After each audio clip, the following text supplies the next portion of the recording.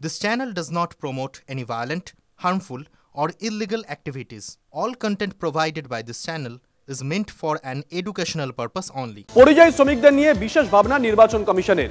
QR code scan করে enumeration form ফিলআপের সুযোগ দেবে কমিশন। ফলে এসআইআর এর সময় বাইরে থেকেও ভোটার লিস্টে নাম তুলতে পারবেন পরিযায়ী শ্রমিকরা। বিষয়টা ঠিক কেমন ডিটেইল নেব। শ্রাবন্তী আমাদের সঙ্গে রয়েছেন, টেলিফোনে আমাদের সহকর্মী শ্রাবন্তী। শুভজিৎ, এই সময় রাজনৈতিক আলোচনা সবচাইতে বেশি পরিযায়ীদের নিয়ে হচ্ছেন। অনেকে আতঙ্কিত, যারা বাইরে কাজ করছেন তারা কিভাবে এসআইআর যদি হয় তাহলে সেখানে ভোটার তালিকায় কিভাবে তাদের নাম উঠবে, এই নিয়েই আলাদা করে ভাবনা কমিশনের। ইতিমধ্যেই বিভিন্ন জেলা শাসকের সঙ্গে বৈঠকে বসেছে কমিশন। যেমন কালিয়াগঞ্জের পক্ষ থেকে জানানো হয়েছে প্রায় ২৭,০০০ পরিযায়ী শ্রমিক সেই জেলার বাইরে কাজ করছেন। এরকম প্রায় ২২ লক্ষেরও বেশি পরিযায়ী শ্রমিক রাজ্যের বাইরে কাজ করছেন। তাদের জন্যই এই কিউআর কোডের ব্যবস্থা থাকবে, যেখানে তাদের পরিবারের লোকের পক্ষ থেকে এই কিউআর কোড স্ক্যান করতে পারবেন তিনি, এবং তার যাবতীয় ডিটেলস সেই কিউআর কোডের মাধ্যমে তিনি পাঠাতে পারবেন। একই সঙ্গে রাজ্যের মানুষ যদি অন্যত্র থাকেন এবং সেখানকার ভোটার আইডি কার্ড ব্যবহার করেন তাহলে সেই তাদের নাম সেই সময় সঙ্গে সঙ্গে এই রাজ্য থেকে বাদ যাবে।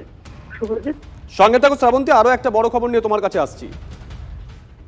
আপনাদের আমরা বলেছিলাম যে নির্বাচন কমিশন নির্বাচনী ব্যবস্থায় একগুচ্ছ পরিবর্তন আনতে চলেছে। সূত্র মারফত যে খবর পেয়েছিলাম, আরও একটা খবর পাচ্ছি আমরা। এবার থেকে ইভিএমে থাকছে প্রার্থীদের রঙিন ছবি, ইভিএমে নাম লেখা থাকবে মোটা হরফে, এমনটাই কমিশন সূত্রে খবর।